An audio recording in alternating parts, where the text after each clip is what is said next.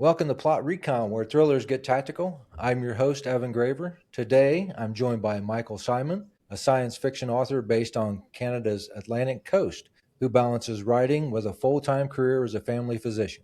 He's published 6 novels, with 5 released in 2025 alone, including Extinction and First Command series. Welcome to the show, Michael. Thank you very much, Evan.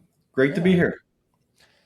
here. So let's just jump right into it. What is the? Are you? Did you have all these books written previously, and just did a rapid release? Or you? What's your writing schedule? I have an agent, and Michelle and I, when she took me on as a client, reviewed my 2 books at that time. I had 2 different books. The first book in each series. You mentioned the First Command, and the second one was Extinction. And she took the books and she went out and sold them. I sold First Command to Aethon out of New York, and Extinction went to Podium and down in LA. And it was great. We had great conversations. They said, each of them said in turn, we like the book. Here's your advance. We're going to put it out there. Oh, and Aethon said, by the way, can you write 2 more? And it wasn't a month later that Podium bought Extinction. And they say, it's great. We love the book. Here's your advance. We want 1 more. So after taking 5 or 6 years to write the 2, now I had 2 years to write 3. That's where the first ones came for. And the 6 ones, as you mentioned, First Command series are both done well, but Aethon came back and asked, can you do a 4th one? So that's where the 6th one will come out this year. Okay, and are they asking for more? It seems like the series are doing well. You got a lot of really good reviews and pretty high up there in the Amazon rankings. Yeah, no, we've been excited as hell. I mean, great reception. And they continue to do well, as you say. So yeah, in conversations with the publishers, can't confirm anything at this point, but I say in the final stages of moving to the next one. Awesome. Glad to see you doing really well. How did you just come by an agent? Did you pitch this to an agent? How long did it take you to pick up an agent? Well, I've been dabbling. My full-time job sort of precludes me from spending a lot of time, or has over the years. But when I got to the point where I had these 2 books written, you dive into the publishing world and the world of agents and writing and all that stuff. You go, oh my God, I knew nothing about this. And you learn there's something called a query letter. So a query letter, as you know, is an industry unto itself. You can take courses, you can go to conferences to learn how to craft the appropriate query letter with which you'll basically cold call agents. And you find out what agents, in my case, are doing science fiction, which agents are open right now and aren't closed, who's backed similar writers of the style that you do. So then you start the process. You go to conferences, you meet them, you send out your queries, and every agent is different. Agent Smith wants just a query. Agent Jones wants a query and 10 pages of your manuscript. Agent third person wants your query, 10 pages, and a synopsis. So you start the process. Yeah, and so I'm working with Michelle Huck from Storm Literary, and she liked my material, and we started the negotiations about whether she's going to take me on or not. So it's a long process, and you learn how to enter the market correctly. Yeah, and the query letter is formatted to every agent itself. It's I don't I've done multiple query letters myself trying to get a series traditionally published, and it can be very frustrating and time consuming trying to just figure out the format that an agent wants the letter in. There's some great resources online, and one of them I use was called a Query Shark. And this was a site that was put up by an agent, and she's since passed, but the site's still there. And I always, when writers ask me, how do you get the query letter, I often point them to this site, because she would take a query letter sent in by authors, and she would pick certain ones and critique them on the site, and they could go back and redo the query letter and come back, because she would show you or tell you from a Asian point of view, this is what I'm looking for. I don't care if the main character is 14 years old. I want to know why he killed his mother. And you would dive in the correct way of putting that one paragraph in the query letter where it tells the story, how to be gripping. And as you mentioned, there is a structure to it. Introduction, the content, your credits, all the stuff. You got to craft it the right way in one page. And that's tough. Yeah. It is tough. So how much of the back end stuff are you involved in? Or does the publisher handle all that for you? So as you talk about learning this whole new industry, The good thing about traditional publishing with an agent who handles the negotiations and the contracts is that I'm out of my league. I know it. I don't have to worry about it. Okay. I can Yep. deal with what I've been trained to do and write when I get time. But when you get it and they get the book, what happens is you finish a manuscript. In my case, my agent, Michelle, and I review it. She does the edits. And then we get the finished product and send it to Eighth Honor Podium. And then they get a developmental editor who goes through it with a fine tooth comb. And then a month or so later, I'll get it back with, only about 1,000 or 1,500 suggestions, additions, deletions, whatever else. Mm-hmm. And I have to go through that. And we go back and forth once or twice with the developmental editor. And when they're happy, then they pass me off to the copyright editor. And then we do it all over again. And meanwhile, they'll have their illustrators or art department work on the cover. And at some point, they'll ask me for a blurb or a bio or a dedication or acknowledgement. And you gradually fill in the pieces as you go through the process. And that's how it works, yeah. Yeah. So are they handling all the advertising and all that stuff for you? You don't do anything with that? I don't have to do anything from that. Now I say have to do anything. If you're an author, as you learn, you do things. You offer to help. I've done a bunch of book signings on the East Coast of Canada here. They have done things like giveaways and lowering the prices on Amazon or Goodreads and stuff like that. They handle all that stuff. And I don't know how to do that very well, not exactly technically adept. But locally, yeah, I pushed it here, in the city. I have a media presence now, which my daughter helps me with because she's better at it. But so I put a foot forward and I get lots of dialogue with readers. At the book signings, you get pictures taken with readers and you have great conversations. But you work as much as you can, what your knowledge base is, but they handle the big stuff. So the giveaways and the books and things like that, the advanced reader copies in the contract, you get some of those so you can give those out. In digital, you get the code to pass free versions out. So yeah, that's what they do. Yeah. That's amazing. It takes a lot off your plate because as a self-published author, you're handling all that stuff. Was there ever a thought in your mind that you might go into that down the self-publishing route? When you're sending out query letters and you're getting PFOs, you wonder, are you ever going to be able to get there? And so you think of all kinds of alternatives. My job at the time was so busy and most of my hours taken, I could never really envision myself doing that and writing a blog every day and being out there and try to sell your books. Yeah, I didn't have time for that. So no, I used to write a lot of short stories and I had them published by various sci-fi magazines. And so I was content to just keep working. And then, as you know, anybody who's a writer knows, you get the urge to do a novel once, and suddenly, the short stories take a back seat and you work on this and you say, no, yeah, I'm just going to go traditional and I'm going to knock on some doors and learn how to get better, have my elevator pitch working. That's a whole industry in itself. I mean, we as self-published authors handle a lot of stuff, but learning that aspect of it, the query letters, the pitches and all that stuff, that's a whole cottage industry to itself. And it's almost like being self-published before you get to agent. And I have in my writing groups, I talk to my fellow writers all the time and I give them full marks when they self-publish because there's so much work, not just to get it set up, the art, the Amazon account, all that stuff, but to keep working it because you have to keep working it, right? Mm-hmm. No one's going to do it for you. Yeah. Traditionally, yeah, they're behind the scenes doing the work and things like that. My first book, First Command, when it came out, they did a fantastic video and it came out ahead of the book and it was like a science fiction sequel kind of thing coming out. And it was really cool. But that's what they do. Something I could never do. Yeah. It's advertising part of it takes a lot of effort. And I think that's the most intense part of being self-published in any part of the publish industry is to get your book out. Yep.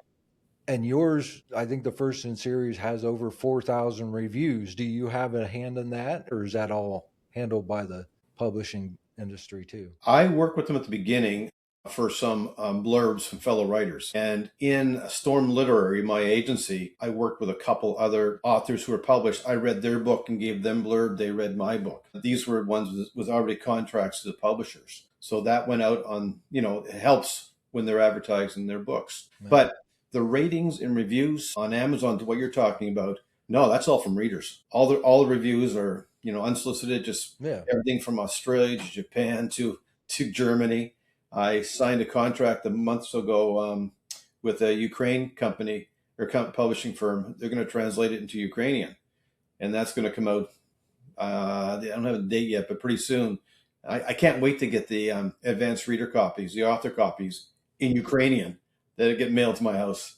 That'd be pretty cool. That will be cool. Yeah. So no, all those review and ratings are just from all over the world, and that pushes the awareness as well. Yeah, People are more aware of absolutely. the books, and when I hear about the book is in somebody's reading group, writing group, or sorry, not writing, reading book club, it's pretty cool. That is. I get a lot of email. I don't know if you get these, but I get a lot of emails from generic book clubs. They're always asking, "Well, will you take? We would be happy to have you on, but you got to pay X amount of money to have our book in your book club." And I'm like, "No, I don't. That's not the way this is supposed to work." So that's your bang versus buck, especially for self-published. How much do you spend to increase the awareness? Yeah, I'm sure all writers get that. As soon as your book gets out there, there's some algorithm that picks it up and you get the unwanted advances. And usually it comes with a great compliment first. Really loved your book, et cetera, et yeah, cetera. By the way, do you know you're missing this? And I'll help you with it. yeah. Yeah. Yeah. I think a lot of it's a scam because if you look at their email addresses are some generic gmail.com or or are they just trying to get money out of you, hey, give us a couple $100 and we'll put your book in a book club, and then you never hear from them again. And then there's the PR ones, the same finish. And we're going to get you on a talk show. We're Yeah, going to get your exposure to these different bookstores or whatever. Same thing. You just have to be careful. And I would say it to every writer out there, nothing is free on the net that way. So just be very, very careful. yeah. Is your agent handling all that stuff for you? They're getting the PR out for you, saying, hey, go on this podcast or handle this. Not so much. No, the agent is Michelle handles selling the books to different publishers. I'm having some great meetings with some new opportunities because the books have done so well. But she facilitates that, so our publisher will contact her, and then we'll start the talks. So she handles that part. I suppose Stephen King and all the big writers have publicists that you can go on the Today Show this day, and you can go talk to somebody else another day. So no, so I just when I get invitations to do things, which is great, it's fine. But yeah, I think you need somebody who knows the ins and outs of the industry to do that. Yeah. So how do you balance it? I mean, you're a full-time physician. That takes a lot of time out of your day. How are you balancing writing and working full-time? So when I started this, I was working full time. The hours of my day for the last 35 years have been, quite extensive. I found when I got the ask to do the 3 books, they're mutually exclusive. You cannot do it. Not my job and do that. So I was fortunate enough that I had a young guy graduate from med school and a local guy. And so he came to my office and we started doing halftime. So he's doing 2 weeks. I was doing 2 weeks. And then as the ask for another book came, we've even changed it. So I'm down to about a week a month now in the office. But in family practice, you do other things. So I also have 3 nursing homes. I do a lot of occupational medicine. St. John is a working city with a port, a refinery, a pulp and paper mill. So we have a lot of injury stuff. Over the last few years, decades, I have a lot of companies that I treat their workers. So we do that. I take care of a lot of boards in town. We have a junior hockey team. I help manage them for the medical side. So we're not in the office as much, but we still have all the other things.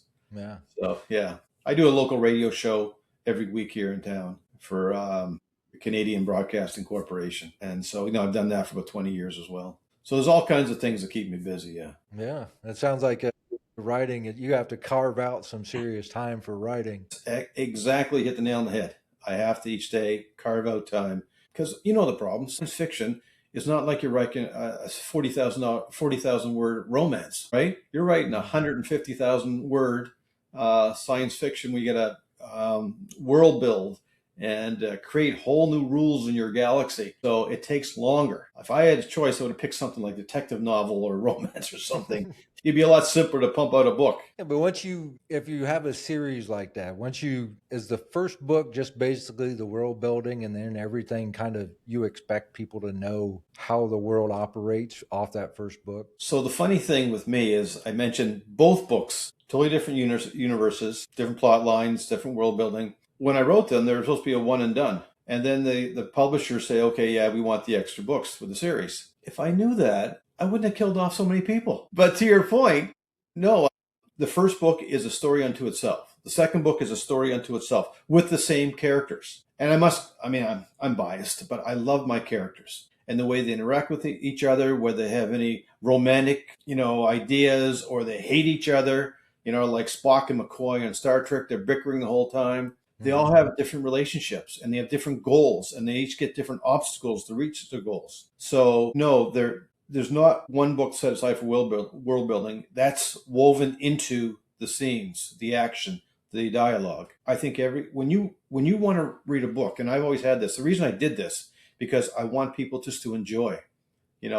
When I wanted to take a break from work, I wanted to be able to sit down and just immerse yourself in something that did involve test results and bad diagnosis and treatment, all that stuff. You can go to a movie and you can do it for 2 hours and you can just forget about everything else. Kids, taxis, events, whatever. But if you get a book, you've got it for several days, a week, whatever it is, and you can just forget about everything else. So that was my purpose. So when I write these books, each one is a story unto itself, part of a greater picture, an overriding plot. But my object is to have a person that can enjoy the book as it is, and that's what I really getting the feedback that yeah, it worked. Bonus. That's why. Okay, that's amazing. So you mentioned that you love your characters, and we all kind of fall in love with our characters at some point. Is there a reason that you chose the characters? I don't know what your character's name is, but is there a particular reason why you chose that character name? Because I find it fascinating why we choose different names for people. Some of the names, is we all do this. We base some of our characters on some attributes of people we know. Yeah. Right? Some more than others. And the last thing you want to do is put that person's name on the character in case they ever see it. But no, for me, when I'm writing, if the name feels right, in most cases, I go with it. That's it. There is some situations in one of my books, we have some different creatures, aliens and stuff. And the names, there is a deeper one. For example, the one Egyptian death god, it has a name. And I apply that to this type of entity. So there are some correlations there, but I have invented in Extinction, there's a new species, the alien that's in there, and I invented the name for them. And I described how they look and how they function and what their goals are. And it just grew out of me. Yeah, I didn't take it from anywhere. It's not based on some deeper ancient meaning. Yeah, it just seems to work. Okay. And that's what I do. Yeah. There's sometimes when I'm writing and I need a character and the name pops into my mind and I can just envision who they are. And then if there's some sort of conflict with the name, like, there's too many R names in one paragraph or whatever, and you go back and change the name, then you're like, well, that changes who that person is because I saw them vividly with that name. Whatever technique works for you, is the one you're going to stick with. Yeah. A funny story. So I had one, more than a name, I had a male guy who, when I sent this particular story to my agent, she says, no, you need a strong female character in this lead. So I had to rewrite the story, changing just not the name of the character, but the gender of the character all the way through. So you're thinking, as you're writing it, it's different. And she was right, it worked, but it's not just a name in that case. It's everything about the interaction with the patient, with the person, right? Yeah, it's a whole different thought process because how a woman thinks is not how a man thinks. Exactly. Yeah. But just like you, it felt off doing that because I'd written the entire book with that name and that gender. Yeah. And then so is that person carried through into the other books or are you? Yep. Yeah. That particular character has survived into the fourth book. You're having to get really comfortable with her and who she is. I can still remember the original guy's name and what he looked like and how he acted, but no, it's been her in that role. And Yeah. It's interesting how the things change throughout the book, because there's times when you think, oh, I'm on the right track with this. And then by halfway or three quarters of the way through the book, you're like, no, this is horrible. I have to go back and change it. And just like that character, or with the tense, present versus past, or Yep. the scene, how the scene unfolds. There's a lot of rewriting involved at every stage. It doesn't matter what And stage. non-writers don't know this, okay? They don't know that when you just finish writing, you're not done. In fact, you just really started. You Yeah, got to go back and do the whole thing how many times to get it right. And then at the end, you're saying, geez, that would have been a nice plot line if I did that. yeah. God, here we go again, right? And then the book goes out into the wild, and three books later, you're looking back at book one, going, "Man, I wish I had done all this stuff differently." Oh no, the worst thing, well, let's say the worst thing, but you know yourself. You write something, a story, a short story, even a novel. You put it away. You come back to it 6 months later. Yeah, you got 15 different improvements on every single page you want to do, right? So all Absolutely. depends on your frame of mind. Yeah, I think it also is, as we grow as writers and become better self-editors, we see the changes that need to be made and should have been made at the Yep. beginning. Yeah, So no, you're exactly right. But like I say, non-writers, they think you just write it down and it's done as soon as you put it on the page. yeah, I had to I just I've been working on a book, and it's like 40,000 words, and it just felt off, and it's like, I guess I set it aside, and I think I'm gonna scrap the whole thing, because it's like the storyline is not gonna go anywhere. Well, if I was telling you something, I'd say you're never going to scrap it. What you do is you put it away, and you're going to start something else in 6 months. You know what? You're going to poach Yeah, sections for characters, so it's already done. It's going to save you time and work. So yeah, that's not wasted time or anything like that. You're going to use it. Just got to that's find the a right spot. yeah, that is exactly what happens. And but it's just like, it's frustrating, because you're like, man, I'm like halfway through this book, and it's just not working. It's not who the character is, or it's not the right storyline. Yep. So But isn't it great? So you've got the expertise to realize this is happening, so yeah. you can either change course or reset. But you've grown as a writer, as you said, where you can see this. You don't have to be told when you're 40,000 words in that it's crap. Or you get the whole book done, and somebody says, "What is this thing?" You give And it back I to mean, them. I've had that. I've had when I was writing one of the books. I mean, one of my beta readers said, I really don't like the main character. He's an asshole. And I had to go back and do that and you got to have thick skin, right? You got to have thick skin as a Absolutely. writer. And but yeah, you're right. Yeah. So I'm gonna ask you the final question, and we're gonna wrap it up. What do you want readers to take away from your books when they're done reading? I want them to be able to sit back and say that was a fun ride. I enjoyed it, to the point where I want to read another one. I like this genre. I like the way the author presents it. I enjoyed the characters because, face it, you know this as a writer. If you don't bond with the characters, nothing else happens. That's So true. if a guy can turn the last page, guy or girl turn the last page and say, that was good, I'm happy. I'm happy.